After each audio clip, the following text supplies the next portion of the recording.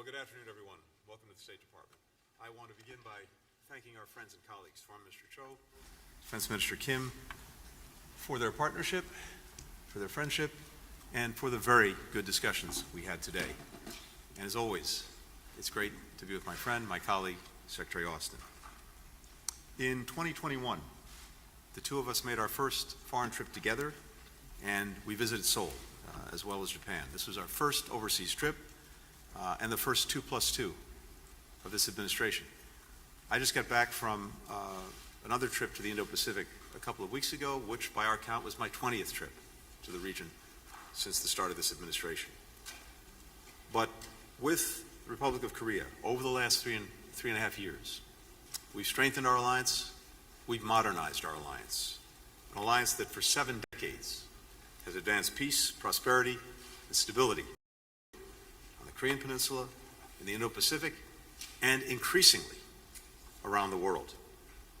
Today, we had an opportunity to build on that progress and to also lay the groundwork to ensure that we continue delivering shared security and shared opportunity for our people in the years to come.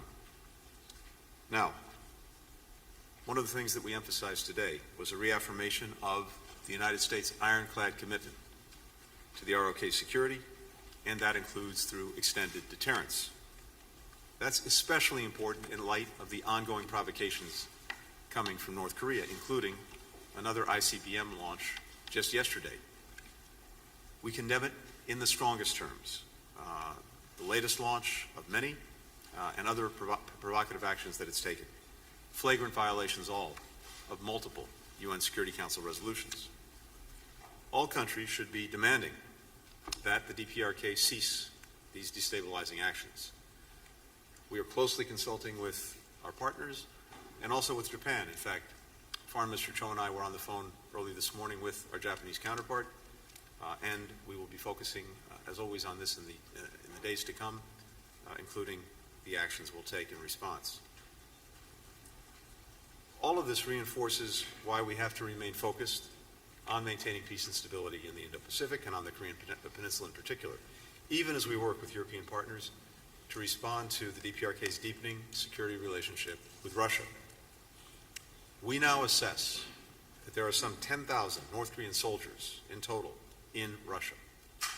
And the most recent information indicates that as many as 8,000 of those North Korean forces have been deployed to the Kursk region.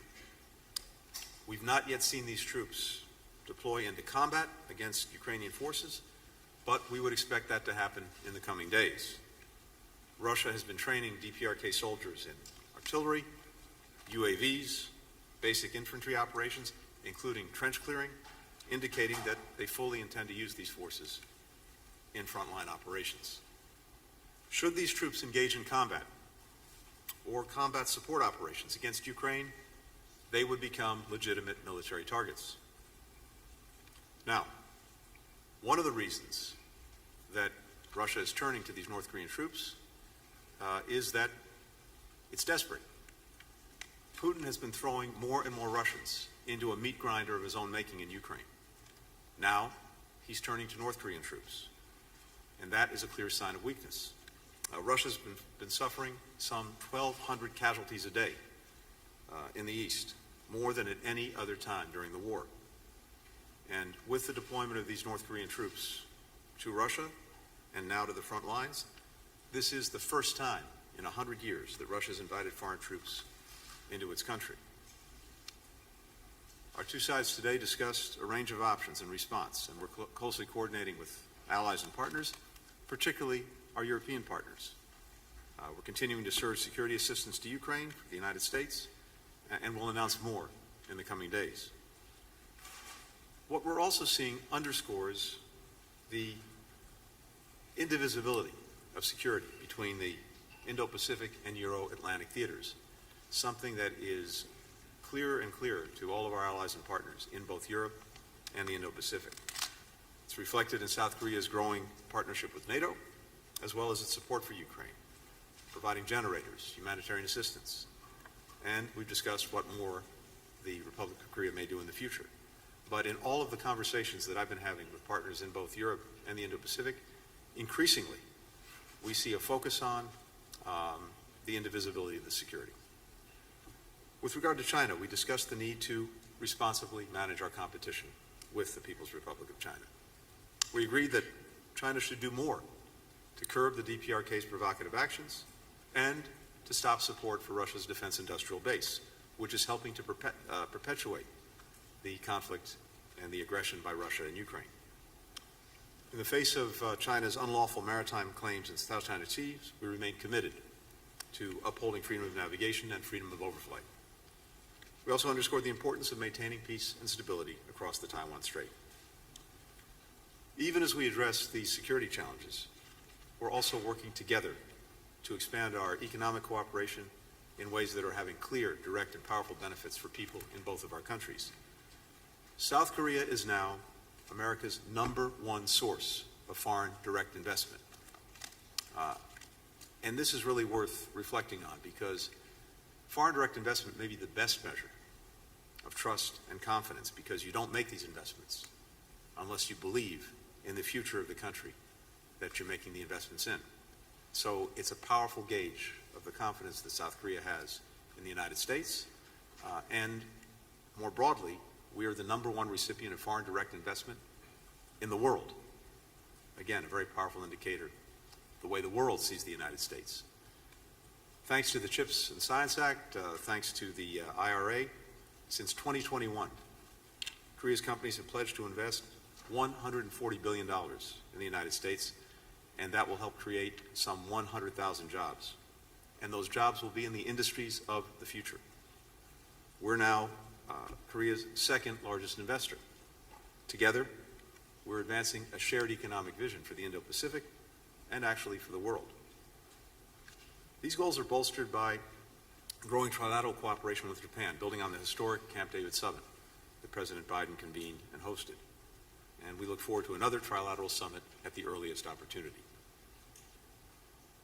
I mentioned at the start that Korea is increasingly a powerful and consequential leader around the world, a global pivotal state. It hosted the Summit for Democracy in March. We look forward to Korea hosting APEC next year. And together, we are working to uphold the rules-based international order at the UN, right now in the Security Council, where Korea is a member. Our alliance is continuing to do what it does best, which is deliver real results for our people, real benefits for Americans and for Koreans, and we're grateful for the strong bipartisan support that we enjoy in Congress for the alliance. President Yoon has said that the United States and Korea are marching together toward the future. Today, it's another reflection of the work that we're doing together, the fact that we are joined together in building a better, more secure, more prosperous future for all of our people. Thank you. Lloyd. Mr. Chair. Oh, Minister Cho, you're right. Thank you. Thank you, Tony. Thank you. 먼저 오늘 제2차 한미 외교국방장관 회의를 First of 주최하고 all, I would like to 우리 extend 대표단을 my sincere 따뜻하게 환대해 gratitude 주신 to Secretaries 블링컨 Blinken and 국무장관과 Austin for co-hosting 감사의 the 말씀을 6th 드립니다. ROC U.S. Foreign and 지정학적 Defense 폐해 Ministers 전환기를 meeting 맞아 today and warmly 지역 및 welcoming the 글로벌 Korean 안보 위협이 delegation. 갈수록 In this time of 심화되고 있는 geopolitical 엄중한 안보 transformation 상황 where 속에서 regional and global 양국의 security threats are 외교국방장관이 ever 함께 모여 increasing, 공동의 causing 대응 방안을 grave 논의한 security 것은 landscape, 매우 our two 의미 nations' 있고 foreign and defense 시의적절한 ministers have come 것이었다고 together 생각합니다. and discussed joint 우리는 오늘 responses, 회의에서 which was an 한반도 extremely 문제와 meaningful and 동맹 timely 강화 endeavor. 방안 그리고 In 지역 today's 및 meeting, we 글로벌 이슈에 addressed 관해 the Korean Peninsula 포괄적이고 matters, 심도 ways 있는 to 협의를 strengthen 갖고 the 이를 alliance, 토대로 as well as 공동 regional 성명에 and global issues 합의하였습니다. by having 특히 comprehensive and 최근 in-depth 북한의 러시아 discussions, 파병을 based on 포함한 which we 러북 agreed on a 군사협력이 joint statement. 다수의 The 유엔 안보리 결의에 DPRK's 대한 troops dispatch 명백한 included 위반임을 its military 재확인하고 cooperation with Russia 가장 as a 강력한 clear 언어로 violation of the 이를 UN Security 비탄하였으며 Council resolutions. 북한군 파병을 Reaffirming this, 포함한 we condemned it in 일체의 the 불법 strongest 군사협력을 language possible and 즉각 called for an 중단할 immediate 것을 stop 강력히 to such 촉구하였습니다. dispatch and all other 북한군의 illegal 파병은 military 러시아의 cooperation. 불법 The 우크라이나 침략 전쟁을 DPRK's troop 더욱 dispatch will further 지연시킬 뿐만 prolong 아니라 Russia's illegal war 한반도는 of 물론 aggression against 유럽 지역의 Ukraine 평화 and 안보에 place 대한 not only the 중대한 Korean 위협이라는데 Peninsula, but also 견해를 Europe's 같이 하고 peace and security 향후 긴밀한 under 정보 a great 공유와 threat. 공조를 A 바탕으로 view that we share. 상황 전개에 Going 따른 forward, based on 필요한 대응 close information 조치를 sharing and 취해 나가기로 coordination, 합의하였습니다. as circumstances 우리는 evolve, we 북한의 agreed 완전한 비핵화 to take 목표를 necessary 재확인하고 measures accordingly. 북한의 We 지속적이고 reaffirmed the 불법적인 goal 미사일 of complete 도발과 denuclearization of the WMD 개발을 DPRK, 강력히 its ongoing 규탄하였습니다. illegal missile 특히 provocations and 우리는 nuclear 어제 and 북한의 WMD 장거리 development 탄도미사일 were strongly 발사가 condemned. 한반도와 Especially 국제사회의 평화와 the 안전에 심각한 DPRK's 위협이야 launch of a 유엔 안보리 long-range 결의에 missile 대한 yesterday 중대한 위반임을 was a 지적하고 grave 이를 violation of 강력히 the UN 규탄하였습니다. Security Council resolutions 우리는 and 북한의 a threat 상습적인 to the 안보리 Korean 결의 Peninsula 위반 행위에 and the 대해 world. 대북 제재 조치가 To address the 보다 DPRK's 강력하고 habitual 실효적으로 이행될 수 있도록 violations of the UN 국제사회의 Security Council 협력을 resolutions and 지속해 ensure strong and 나가기로 effective 하였습니다. enforcement of 이와 North 관련 Korean sanctions, 한미 양국은 we are resolved to 새로운 안보리 continue our 대북 제재 partnership 이행 with 감시 the international 메커니즘을 community 다국적 to 제재 ensure 모니터링 its 팀 nuclear and missile MSMT development 출범을 become another 환영하고 strategic 국제사회의 대북 제재 asset, 이행을 but 계속 a 견인하기 위해 liability to the 긴밀히 공조해 DPRK. 나가기로 Active 하였습니다. diplomatic endeavors will be 한미는 made to this end. 북한의 And 미사일이 also, our two 북한에게 countries 전략적 welcome the 자산이 launch 아니라 of a new 부채가 mechanism to 되도록 monitor the 계속 UNSC 적극적인 노력을 sanctions implementation 기울여 against the 나가기로 하였습니다. DPRK.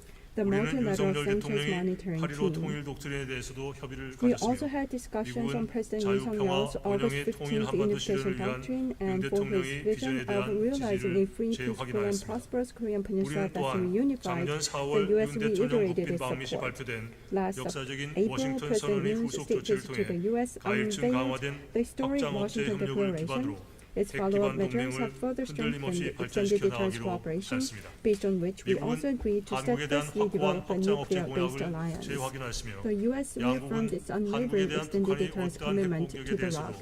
Any nuclear 즉각적이고 attacks on the ROC by the 압도적이며 결정적인 DPRK 조치로 will be 대응할 met with a 것임을 swift, 분명히 overwhelming, 하였습니다. and decisive 우리는 response. 한미 We made it 상호방위 clear. 조약이 우주 We 사이버 영역에도 confirmed that the 적용됨을 ROC-US Mutual 확인하고 Defense Treaty 우주 사이버 extends to 공간에서의 space and 억제를 cyberspace 더욱 domains 강화해 as well. 나가기로 하였습니다. Deterrence in 또한 these areas will be 국방과학기술 further 및 bolstered 방산 as 협력을 we 강화해 agreed. In 동맹의 addition, 기반을 cooperation in 더욱 defense, 튼튼히 science, and 다져나가기로 technology, as well as defense 우리는 industry, will be 인체 further 지역의 기본 기반 reinforced 국제질서 to render the 수호를 foundation of the 계속 alliance 긴밀히 even stronger. 공조해 나가기로 To 하였습니다. safeguard the rules-based 영내 international 어떠한 order in the 일방적 Indo-Pacific, we 현상 agreed to 변경 continue 시도에도 working in 반대하며 close concert. 강행과 We 상공 opposed 비행의 any 자유도 unilateral attempts to 유엔 change the 해양법 status 회원과 quo in the 국제법이 region. 보장하는 Freedom of 기본적 navigation and 권리와 overflight is 준수되는 among the fundamental 해양 rights and 질서 확립이 obligations of the 매우 UNCLOS and 중요하다는 international 점을 law. 재확인하였습니다. Establishing a maritime order where such is guaranteed is crucial, as we reaffirmed. We also reiterated our commitment to international solidarity and support for Ukraine.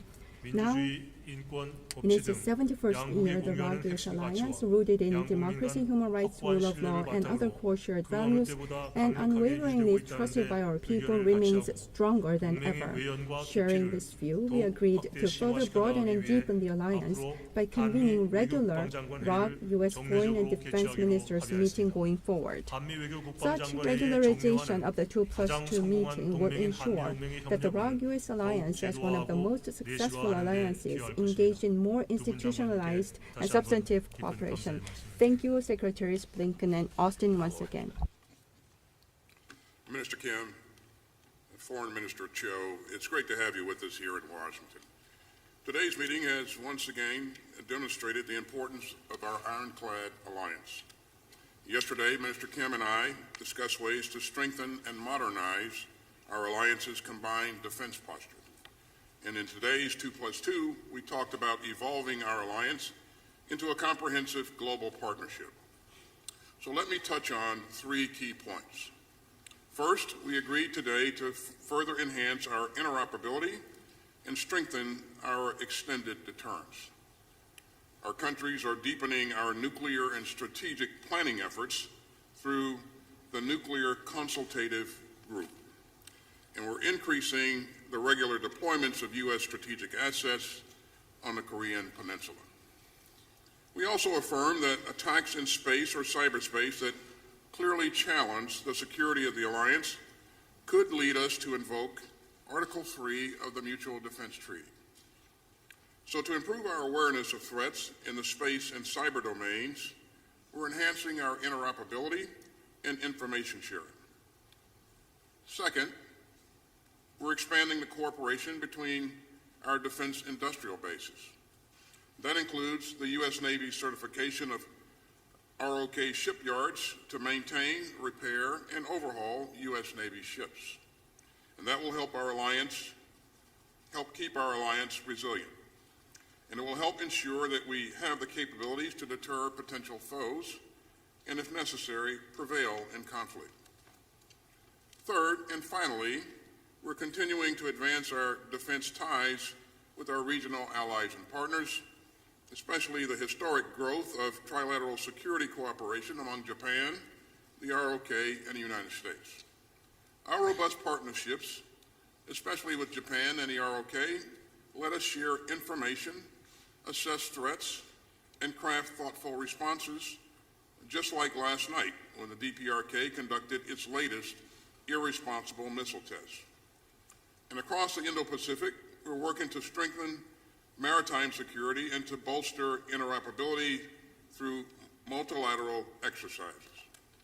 And we're helping to build up the capacity of our partner countries to tackle shared security challenges. We also recognize the profound links between Indo-Pacific security and Euro-Atlantic security. As you know, we now assess that North Korea has sent around 10,000 of its soldiers to train in eastern Russia. And as Secretary of State pointed out earlier, our most recent information indicates that about 8,000 of those DPRK soldiers are now in the Kursk Oblast. Now, we've not yet seen these soldiers deploy into combat against Ukraine's forces, but we expect that these North Korean soldiers will join the fight against Ukraine in the coming days. Our assessment is that Putin's forces have trained these North Korean soldiers in artillery operations, UAV operations, and basic infantry operations, including trench clearing. The Kremlin has also provided these DPRK troops with Russian uniforms and equipment. And all of that strongly indicates that Russia intends to use these foreign forces in frontline operations in its war of choice against Ukraine. Make no mistake, if these North Korean troops engage in combat or combat support operations against Ukraine, they would make themselves legitimate military targets. So we are consulting closely with our allies and partners in other countries in the region on these reckless developments and on our response. As I discussed last week in Kyiv, Ukraine's military continues to perform admirably on the battlefield, and Putin's forces have suffered serious losses. In recent months, Ukrainian forces have caused more than 1,200 Russian casualties per day, more than at any other time during Putin's war. And by tin-cupping to North Korea for manpower, Putin is showing the world another clear sign of weakness. The Kremlin's North Korean gambit just underscores how badly Putin's war has gone and how much trouble he's in. This is the first time in more than a century that Russia has welcomed foreign troops onto its own soil. As Secretary Blinken noted, a permanent member of the UN Security Council is violating Security Council resolutions that it agreed to. So at the direction of the President, the United States will continue to surge security assistance to Ukraine, and so will our allies and partners in the Ukraine Defense Contact Group.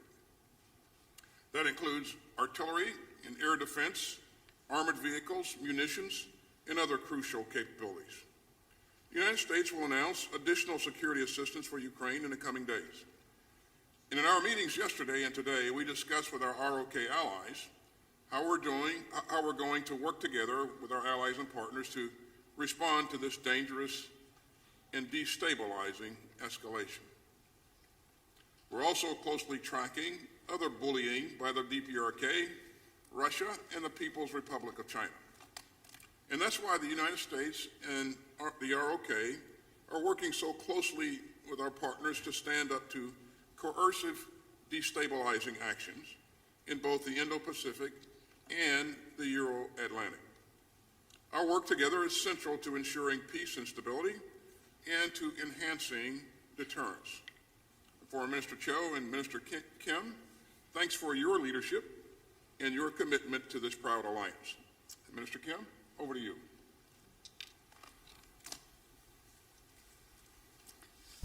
네, Good afternoon. I am the Minister of National Defense of the Republic of Korea.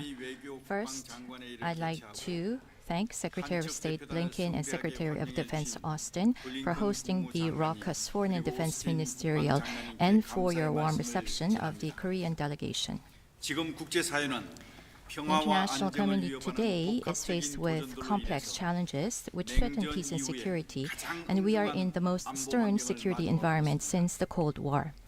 It is at this time that the raucous foreign and defense ministers have gathered together to discuss raucous alliance development and various issues on regional peace and security, which is very timely and significant. At the meeting, we agreed that the raucous alliance is the core pillar of peace, security, and prosperity of the Korean Peninsula and the Indo-Pacific region, and we agreed to strengthen cooperation as global comprehensive strategic alliance.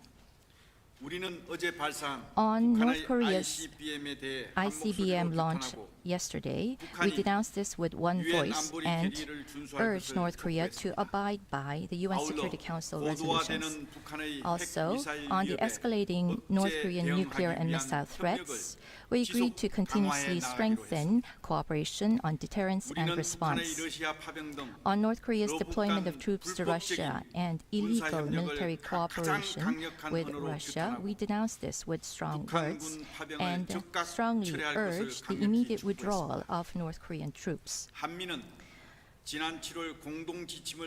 We have completed the joint guidelines in last July, and thus uplifting the raucous alliance into a nuclear-based alliance in name and substance.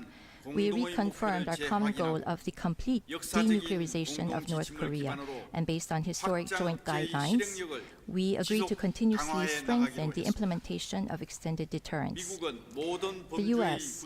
reconfirmed the strong commitment to use full-scope military capabilities to provide extended deterrence to the Republic of Korea. We confirmed that the scope of the Mutual Defense Treaty applies to space and cyber domains and agreed to strengthen cooperation in space and cyber domains.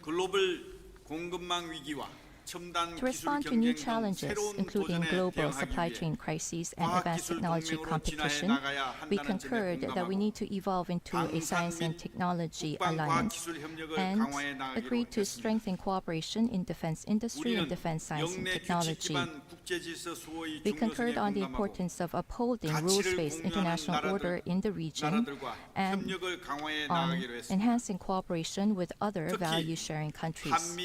In particular, we agreed to strengthen ROK-US-Japan security cooperation, and based on our Indo-Pacific strategies, we agreed to expand cooperation with the ASEAN and Pacific Island nations.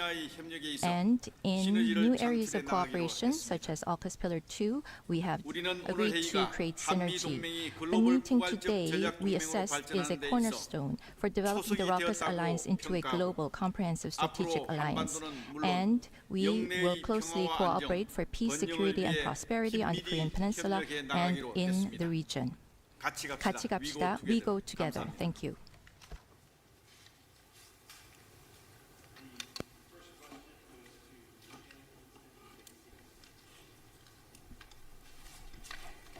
Thank you very much. Now, my first question is for the four of you. You discussed the need for Beijing to do more to rein in North Korea's aggression, but so far, China has been largely silent on North Korea's deployment of troops to help Russia's war effort.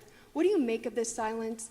What do you want to see? What specific steps would you like to see happen next? And is now the time for South Korea to supply offensive arms to Ukraine? And then over to the Middle East, if I may, Secretary Austin, Secretary Blinken, do you see a Lebanon ceasefire deal coming together? Is that on the horizon? And then in Gaza, the U.S. has been pushing Israel for answers on that devastating strike in Bet Lahia for days now, to no avail. Also, the letter you sent to the Israeli government called for the creation of a new channel on civilian harm incidents by the end of this month. So far, it doesn't appear that has happened. Has anything changed on either of those fronts? And if not, how do you justify continuing to arm a foreign power that won't cooperate? Any more? I'm happy to start. As we said, I think each of us, and as we say collectively, we believe that the entire world should be insisting and demanding that the DPRK cease its provocative actions, both in terms of the repeated missile launches in violation of UN Security Council resolutions, and now also providing its troops for Russia's use in this war of aggression against Ukraine. And when it comes to China, as a member of the United Nations Security Council, we would and should expect no less. And we've had communications with China. In fact, we had a robust conversation just this week, and I think they know well the concerns that we have and the expectations that both in word and deed, they'll use the influence that they have to work to curb these activities. So we'll see if they take action. But I think this is a demand signal that's coming not just from us, but from countries around the world that see what the DPRK is doing, both in the immediate region on the Korean Peninsula, but also what it's doing in Europe. Now, it's also very important to note that this is a two-way street between DPRK and Russia. We're seeing what DPRK is providing to Russia in terms of troops. We're very focused on and concerned about what Russia might be doing in order to enhance the DPRK's capacities, its military capacity. That too should be of real concern to China because it's profoundly destabilizing in the region. On Lebanon, let me just say that we are working very hard and making progress on reaching understandings of what would be required for the effective implementation of UN Security Council Resolution 1701. This would be the basis of a diplomatic resolution to the crisis. It's important to make sure that we have clarity, both from Lebanon and from Israel, about what would be required under 1701 to get its effective implementation. The withdrawal of Hezbollah forces from the border, the deployment of the Lebanese armed forces, the authorities under which they'd be acting, an appropriate enforcement mechanism. And I can tell you that based on my recent trip to the region, the work that's ongoing right now, we have made good progress on those understandings. We still have more work to do, but that's what's necessary to get us to a diplomatic resolution, including through a ceasefire. And with regard to Gaza, I can tell you a couple of things. First, both of us and our teams are tracking very carefully Israel's responsibilities to meet the letter of the law as we sent it jointly to our Israeli counterparts with regard to the provision of humanitarian assistance. And there's been real progress, but insufficient, and we're working on a daily basis to make sure that Israel does what it must do to ensure that this assistance gets to people who need it inside of Gaza. It's not enough to get trucks to Gaza. It's vital that what they bring with them can get distributed effectively inside of Gaza. And one other thing on this very quickly. One of the things that has been successful in recent months was the polio vaccination campaign for hundreds of thousands of Palestinian children in Gaza. But in order for that campaign to be concluded, we have to complete a second round of vaccinations. And these vaccinations have to happen within a certain period of time from the first round of vaccinations. It is urgent that this be completed in the days ahead, and we're looking to Israel to facilitate that action.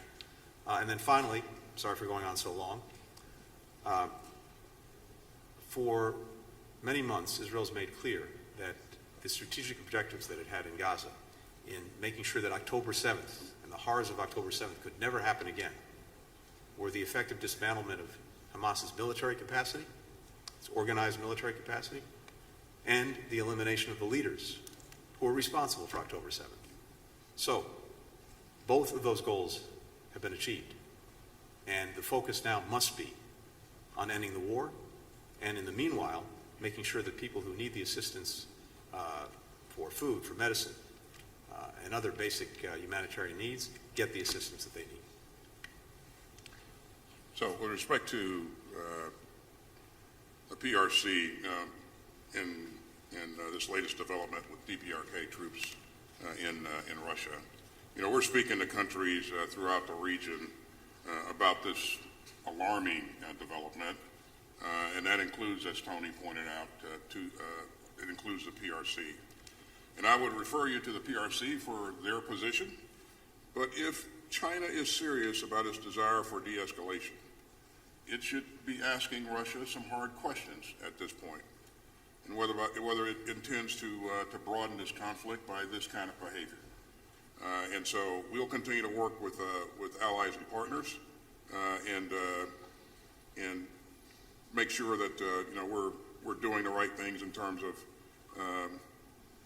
being prepared to move to the next stage in terms of holding DPRK to task. Regarding activities in the Middle East, I talk to my counterpart, Minister Gallant, routinely. I'll talk to him today, this afternoon. And every time I talk to him, I emphasize the need to protect civilians in the battle space and the need to provide humanitarian assistance to the people in Gaza.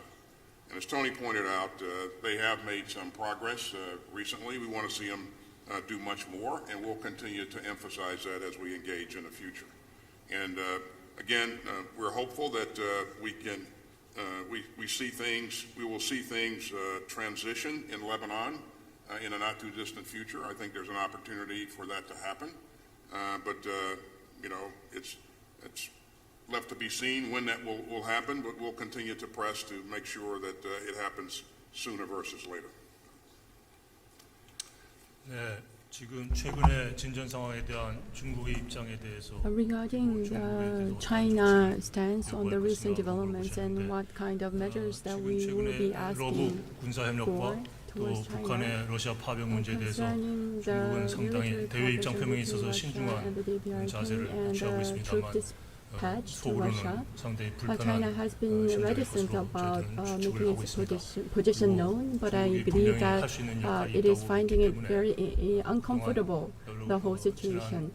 봄부터 중국과 Starting 계속 from last 전략적인 소통을 spring, 해왔던 그런 because we know that there are things that China can do. We have been engaging in high-level talks and communication with China so that 준비하는 그런 we 차원에서 can 여러 make 레벨에서 relevant 중국과의 cooperation. So 접촉이 we'll 있을 continue to 것으로 do 생각이 so 되기 going 때문에 forward, and we 그러한 will be 기회를 having 통해서 many contacts 우리 and 측의 우려를 interactions with 전달하고 the 또 PRC, 중국이 필요한 and 역할을 utilizing 하도록 those 그렇게 occasions, so 촉구해 we will 나갈 생각을 relay 가지고 our 말씀드리겠습니다. concerns and 그리고 thoughts 앞으로 to 우크라이나에 the 무기를 PRC. 지원할 And 것이냐라고 going forward 물으셨는데 regarding our 최근 plan to provide 전전 weapons 상황에 to 대해서 Ukraine, 우리 정부 입장은 there was a 윤석열 대통령께서 question, 눈이 말씀하셨듯이 as was mentioned 러브 군사 by 협력의 the 진전 추이에 따라서 President 그에 Yoon, 상응하는 depending on the 조치를 developments 단계적으로 in 취할 military 것이라는 것을 cooperation 말씀드리고 between the 그러한 DPRK 기본 and 입장하에 Russia, relevant 앞으로 measures, corresponding 러시아가 measures will be taken 북한이 accordingly. 러시아에서 어떠한 정도의 We need 개입 to 수준을 see the 유지하면서 level of 활동할 것인지 involvement of 그에 the 대해서 DPRK 러시아가 forces 어떠한 반대표를 in 줄 것인지 Russia,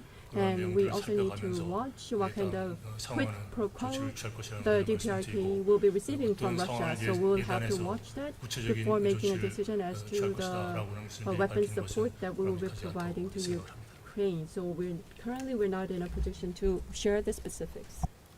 네, 세 분께서 So the three earlier ministers have already mentioned much, but I'd like to just add one point.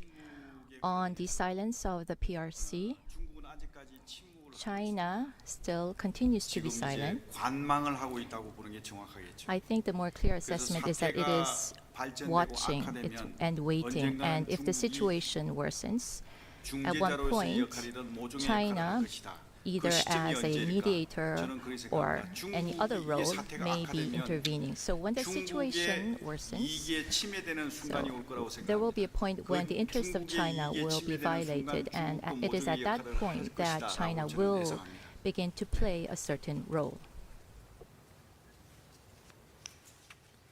For the next question, Sang-ho Song with Yonhap News Agency. Thank you. My first question is for Minister Kim and Secretary Austin. Yesterday, North Korea launched an ICBM. Do you assess that there was any Russian technological support vis-a-vis the latest ICBM launch? Regarding the SCM statement yesterday, the statement said that Minister and Secretary decided to include North Korean nuclear attack scenario in future combined exercises. Does that require any revision or update of ROK-US wartime operational plans? And when will that happen? Would that be applied to combined exercises in coming years or next year? Can you give us some clarity on the time frame? And my second question is for Secretary Blinken and Minister Cho. Can you tell us what specific steps South Korea and the United States are considering taking beyond just public condemnation if North Korean troops' actual entry into combat is confirmed? Thank you. So the first question was on the ICBM, and can you...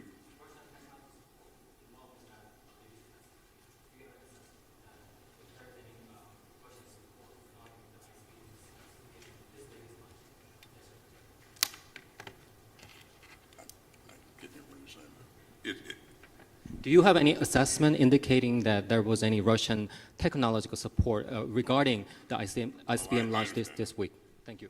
At this point, it's very early in our assessment phase, and we don't see any indication at this point that there was Russian involvement. But again, we'll continue to work with our partners and our allies in the region to analyze this. But again, let me emphasize how irresponsible this behavior is, and we call upon the DPRK to cease and desist.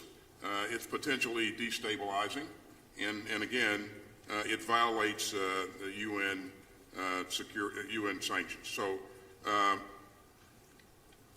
but to answer your question specifically, I don't see any Russian involvement. And your second question was? The second question is regarding the SCM statement yesterday. The statement said that the minister and Secretary Austin decided to include North Korean nuclear attack scenario in future combined exercises between South Korea and the U.S. militaries. So I'm wondering if that requires a revision of wartime operational plans between South Korea and the United States, and when will that happen? If that's happening maybe next year or in coming years, do you have any time frame for that? Thank you. Well, certainly I won't provide specifics about the contents of our planning, but I would just say that we are constantly planning and upgrading our plans and working to make sure that we are ready to fight tonight if it comes to that. But again, the fact that we continue to increase our interoperability, I think that reassures our allies and partners in the region, and it also serves as a deterrent against anyone who would want to do the unthinkable and try to take on this great alliance. Mr. Kim?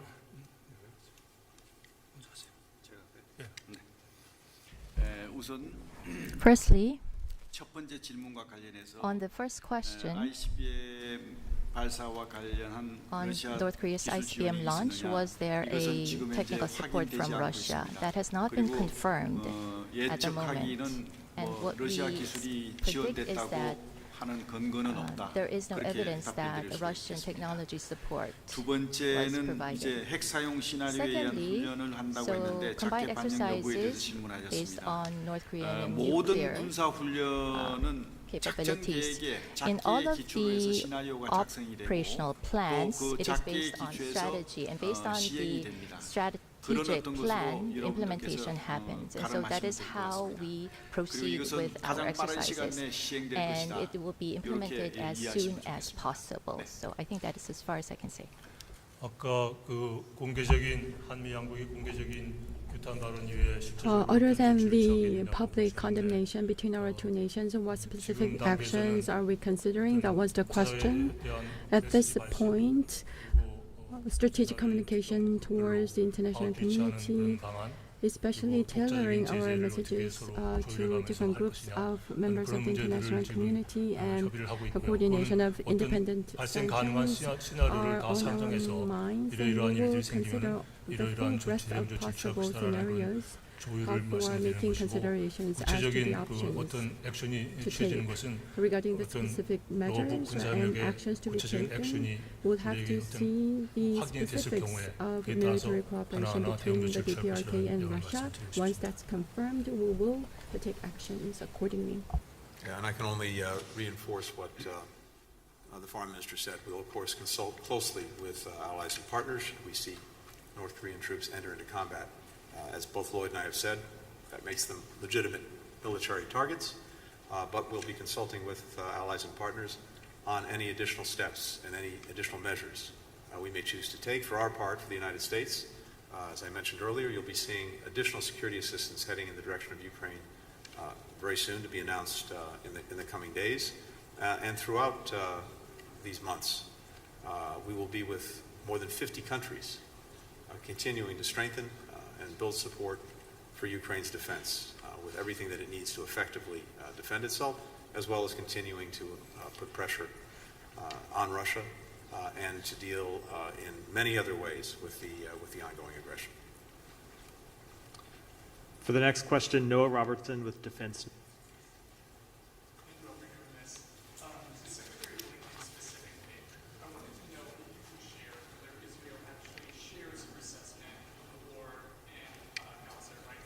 Your microphone is not on.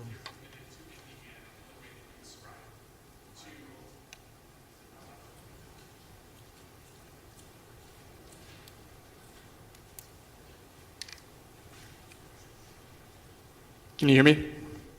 Did you hear the question, or should I repeat I did. it? No, I got it. Thanks. Perfect, thank you. And to both Secretary Austin and Secretary Blinken, I wanted to know if you could describe the progress that you've seen in humanitarian aid and whether you believe with Gaza that Israel is on track to reach a sufficient level for your satisfaction. And if you could expand specifically on what channel that the U.S. has used to communicate with China about the DPRK's actions in Russia. To Secretary Austin specifically, I wanted to know, now that we have seen these 8,000 DPRK troops deployed toward Kursk, whether you think it's possible for Ukraine to hold on to its territory there, or whether it will have to try to consolidate its defenses given the losses in the east. And then if I could venture one more specifically to Minister Kim, could you specify the number of containers that the DPRK has provided to Russia during the conflict as it grows its cooperation militarily? Thank you. Thank you. Well, of course, I'll let Israel speak for itself, but I think it actually largely has. As I said, it's made clear repeatedly and publicly that the critical objectives that it had for making sure that October 7th could never happen again were the elimination of Hamas's organized military capacity, as well as bringing to justice those who were responsible for perpetrating October 7th, and notably Mr. Sinwar. Well, the latter is demonstrably done, and the Israelis themselves have said, and said publicly, that they have dismantled Hamas's military capacity. So on that basis, these are their stated objectives. Those objectives having been achieved at great cost in the lives of children, women, men, Palestinians, caught in this crossfire of Hamas's initiation and making, well, this would be the time to move to end the war. In terms of progress on the humanitarian aid, look, the letter that Lloyd and I sent, which is now in the public domain, even though that was not the intent, lays out a number of things that we expect to see them do. And I can tell you that as you go down the list, there are a number of them, a number of these steps have been taken, including, for example, reviving crossings that had been dormant, initiating and opening a new crossing into Gaza, some additional measures. Some are in train, others we've not yet seen. And so we're tracking this between us, between our teams, with the Israelis and those who are working on the humanitarian response every single day. I know, as the Secretary said, he'll be speaking to Defense Minister Gallant, I believe, later today, and I'm sure that will come up. So we're very focused on making sure that the steps that we outlined in the letter are actually taken and implemented and sustained. Because what we've seen in the past is this. We've seen Israel take important steps. For example, this spring, also in response to what the United States said was necessary to improve the humanitarian situation for people in Gaza. And we saw real progress, and then we saw it diminish and then tail off, which is one of the reasons we felt it was so imperative to write to our counterparts and to see action taken on this. In terms of our engagement with China, I mentioned earlier that we had a robust engagement just this week, and what I can tell you is that happens between senior officials in our government, including the State Department, and the Chinese government. Regarding the progress with respect to the delivery of humanitarian assistance, I agree with what Tony has said. We are seeing progress, and we'll continue to watch this on a daily basis, and I'll continue to engage my counterpart and encourage him to pick up the pace. More crossings being opened, more humanitarian assistance going in. We just got to make sure that they increase it even more. The other question you had for me was that based upon 10,000 troops from a DPRK that have entered the battle space, is it possible for Ukraine to hold on to Kursk? The answer is yes. And if you take a look at what I said earlier in terms of the numbers of casualties that Russia is suffering on a daily basis, some 1,250 or so casualties per day. You do the math on a given month, those are pretty big numbers. And so the number 10,000 kind of pales in comparison to those kinds of casualties. So this 10,000 won't come close to replacing the numbers that the Russians have lost. And again, I think they're at a point now that if they got to go seeking for assistance to a country like the DPRK, then I think they have some problems. But yes, I do believe that they can hold on to the territory if they choose to do that. They do have options. They can do a number of things, but if they choose to do that, they can hold it. So. And just before turning to my colleague, there's one thing I want to make sure that I emphasize as well, because I'd be remiss if I didn't say it. Of course, the other absolute requirement for this war to come to an end is for the hostages to come home. And that includes the 7 Americans. So we're working on that every single day, but that is absolutely necessary, and with every passing day, increasingly urgent.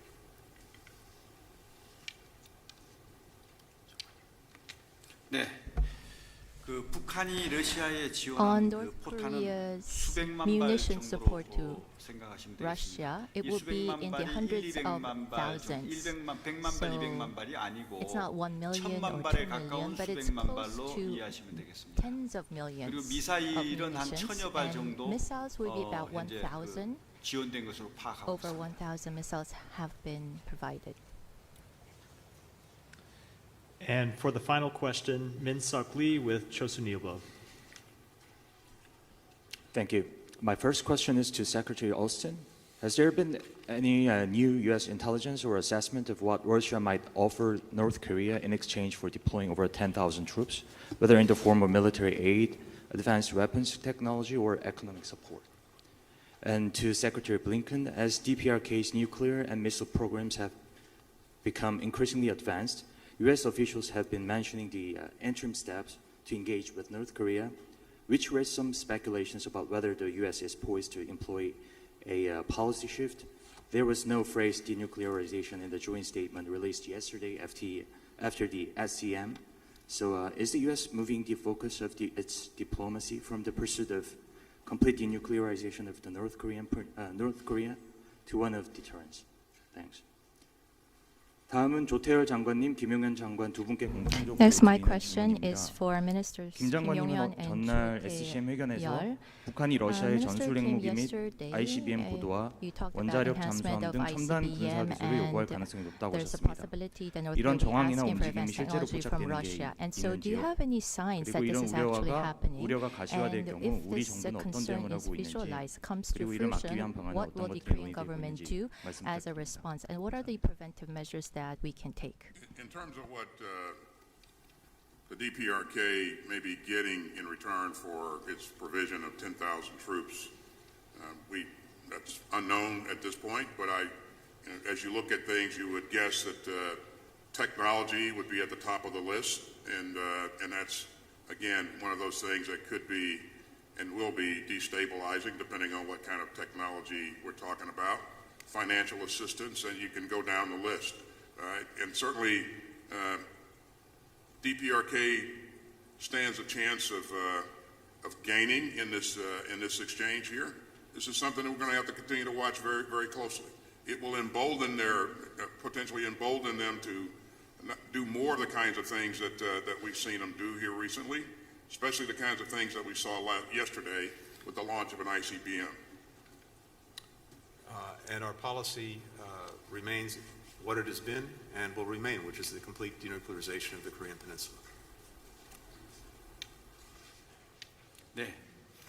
러시아의 그 첨단 기술 On 이전과 Russian 관련해서 technology transfer to 아직까지는 North Korea, 사실로 as of 확인된 yet, 바는 없습니다. 다만 nothing has been 그렇게 할 confirmed. 가능성이 It has not 있다는 been 가능성에 confirmed as 대한 a fact, 예측입니다. but we are just making 하지만 predictions about the possibility. 설사 그 러시아의 However, 첨단 기술이 북한에 if 이전된다 there 하더라도 will be a 우리 transfer of 한미 동맹의 Russian 첨단 technology 기술과 to 능력으로 North Korea, we can overcome that through the advanced technology that the alliance has. 저는 그런 상황이 발생되지 않도록 억제하는 To 것이 무엇보다 deter 중요하다고 생각을 하고 such situation, 지금 I believe 미국 국제사회와 긴밀히 our efforts in that regard is 여러 most 가지 important. 규탄 메시지도 In 발신하고 collaboration with the 국가 international 제재에 관한 community, 내용도 we are engaged in 공유하고 strategic 그렇게 하는 communication 지금 현재 and 진행하고 있는 coordinating 노력들이 independent 바로 그러한 sanctions. 목적을 These 최우선순위에 두고 하고 있는 activities 거라는 have 말씀드리고 exactly that situation, 구체적인 deterrence of 그 that 이후에 situation in 어떤 mind as the 액션을 top 취할 priority. 건지에 관해서는 아까 And 답변드린 once 대로 that's done, 원론적인 as 우리 to what 기본 kind of 입장을 actions 다시 to be 반복해서 taken, 말씀드리면서 I will have to 대책하고 repeat the principle that I've already told you about. Thank you. Thank you all.